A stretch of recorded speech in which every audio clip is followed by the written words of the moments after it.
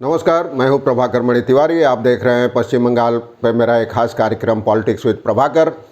और एक बार फिर चर्चा पश्चिम बंगाल के बारे में। आप जानते हैं कि बीते कई महीनों से लगातार सुर्खियों में है बीजेपी और टीएमसी की टकराव के बाद, और फिर विधानसभा चुनाव से पहले तो टकराव तेज था ही। चुनाव बीतने के 1.5 महीने बाद भी टकराव कम होने की बजाय बढ़ता जा रहा है। एक ओर बीजेपी अपने अंतरकलह और गुटबाजी से जूझ रही है, दूसरी ओर टीएमसी से जूझ रही है। इस बीच ममता बनर्जी जो नंदीग्राम में शुभेंदु से बहुत कम वोटों के अंतर से, या साफ कहें तो 1956 वोटों के अंतर से चुनाव हार गई थी। उसके बाद मुख्यमंत्री पद की शपथ ली उन्होंने। 6 महीने के भीतर उनको विधानसभा का चुनाव जीतकर सदन का सदस्य बनना है। और ममता ने चुनाव नतीजों के दिन ही कहा था कि चुनाव में वोटों की गिनती में कुछ धांधली हुई है और इसके खिलाफ वो अदालत में जाएंगी। तो नियमों के मुताबिक शायद 45 दिनों के भीतर जनप्रतिनिधित्व अधिनियम के तहत मुकदमा करना पड़ता है, अदालत की शरण लेनी पड़ती है। तो इसी लिहाज से ममता ने कलकत्ता हाई कोर्ट में याचिका दायर की है। लेकिन उसके बाद इस पर भी विवाद हो गया है। इस याचिका पर सुनवाई होनी थी कल, लेकिन जो जज हैं उन पर भी सवाल खड़े होने लगे हैं। जज ने कहा कि याचिकाकर्ता को सशरीर हाजिर होना पड़ता है अदालत में ऐसे मामलों में, तो 24 को सुनवाई होगी। इस बीच सुनवाई के दौरान भी कई वकीलों ने जज के खिलाफ नारे लगाए। आखिर में शाम को ममता बनर्जी के वकील ने मुख्य न्यायाधीश को पत्र भेजा और बेंच बदलने की मांग की।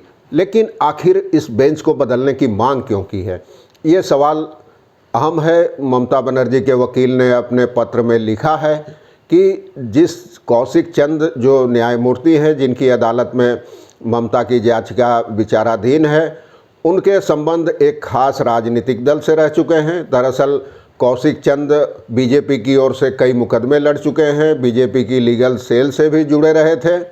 और कई मुकदमे थे, जैसे ममता ने जब इमामों के लिए भत्ता देने का ऐलान किया था तो बीजेपी ने जो हाईकोर्ट में मामला किया था उसमें एसके कपूर मुख्य वकील थे और कौशिक चंद उनके जूनियर थे, सहायक थे। उसके बाद अमित शाह की एक रैली को जब परमिशन नहीं मिली धर्मतल्ला इलाके में कोलकाता के, उस मामले में भी कौशिक चंद ही बीजेपी के वकील थे और दोनों मुकदमे उन्होंने जीते थे।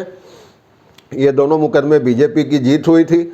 उसके बाद कहा जाता है कि तत्कालीन जो बीजेपी के प्रदेश अध्यक्ष थे राहुल सिन्हा, उनकी सिफारिश पर उनको एडिशनल सॉलिसिटर जनरल बनाया गया। अब इन आरोपों में कितनी सच्चाई है ये मैं इसकी पुष्टि नहीं कर सकता। जो आरोप लग रहे हैं, तमाम डेरेक ओब्रायन ने भी ट्वीट किया है। एक तस्वीर ऐसी है जिसमें बीजेपी के कार्यक्रम में कौशिक चंद बैठे हुए नज़र आ रहे हैं, हालांकि तब वो जज नहीं बने थे। और ममता बनर्जी ने जब कौशिक चंद को अस्थाई जज बनाने का प्रस्ताव आया था अप्रैल में, तब भी उसका विरोध किया था।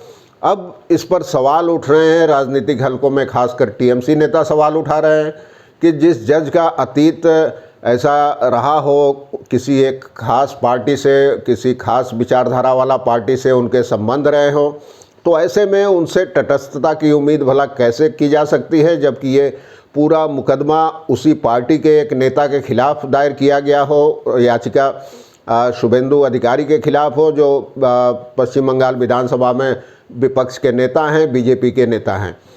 तो ये तमाम सवाल उठ रहे हैं।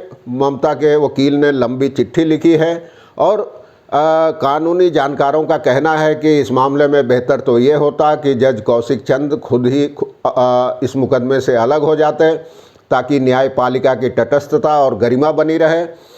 इससे पहले जो मुख्य न्यायाधीश, कार्यवाहक न्यायाधीश हैं, उन पर भी अंगुलियां उठ चुकी है। पिछले महीने जब नारदा घोटाले में टीएमसी के नेताओं और मंत्रियों की गिरफ्तारी हुई थी, तो सीबीआई की अदालत की ओर से जमानत मिलने के बाद भी देर रात को उन्होंने जमानत पर स्थगनादेश लगा दिया था।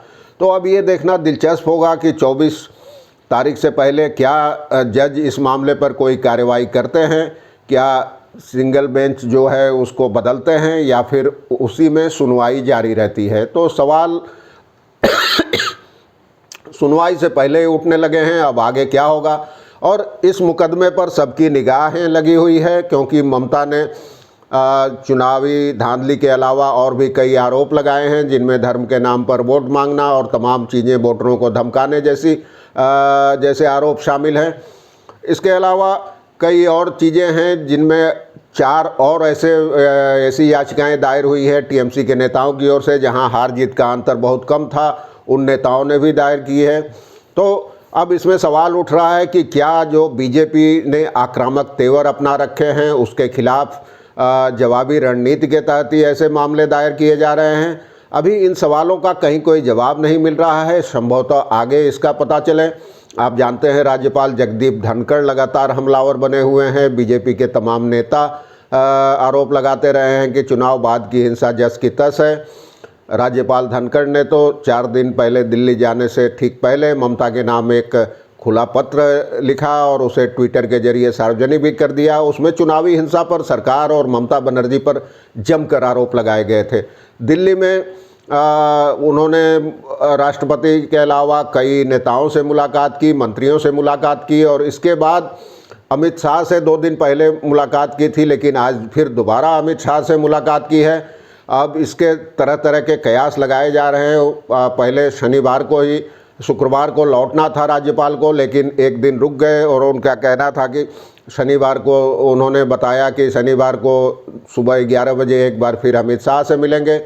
तो आखिर इन मुलाकातों का मकसद क्या है? एक तबके का कहना है कि संभवतः राज्यपाल को बदलने की कवायद चल रही है। हो सकता है राज्यपाल का दौरा इसी सिलसिले में हो, क्योंकि कोई राज्यपाल नियुक्ति के बाद राष्ट्रपति से मुलाकात सामान्य नहीं है। ये एक ही बार नियुक्ति के बाद मुलाकात होती है औपचारिक, लेकिन बीच में राष्ट्रपति के बुलावे पर किसी राज्यपाल का दिल्ली जाना, मुलाकात करना थोड़ा अस्वाभाविक है। कुछ चर्चा चल रही है कि केरल के राज्यपाल आरिफ मोहम्मद को भी यहाँ लाया जा सकता है। ममता बनर्जी खुलेआम राज्यपाल पर हमले करती रही हैं। 2 दिन पहले भी उन्होंने कहा था कि राज्यपाल की जैसी मर्जी हो करें, जिससे मिलना चाहे मिले, वो कोई बच्चे तो है नहीं कि उनको समझाया जाए। ममता ने यह भी कहा कि वे 3 बार पत्र लिख चुके हैं प्रधानमंत्री मोदी को राज्यपाल को हटाने की मांग में। तो कई मोर्चे पर एक साथ लड़ाइयाँ चल रही है, हमले और उसके जवाबी हमले, दबाव बनाने की रणनीति, कानूनी हथियार, कई चीज़ें एक साथ मोर्चे पर चल रही हैं। इससे साफ है कि आने वाले दिनों में भी पश्चिम बंगाल का यह घटनाक्रम सुर्खियों में रहेगा। मैं आपको समय समय पर उसकी जानकारी देता रहूँगा। तब तक के लिए धन्यवाद, नमस्कार।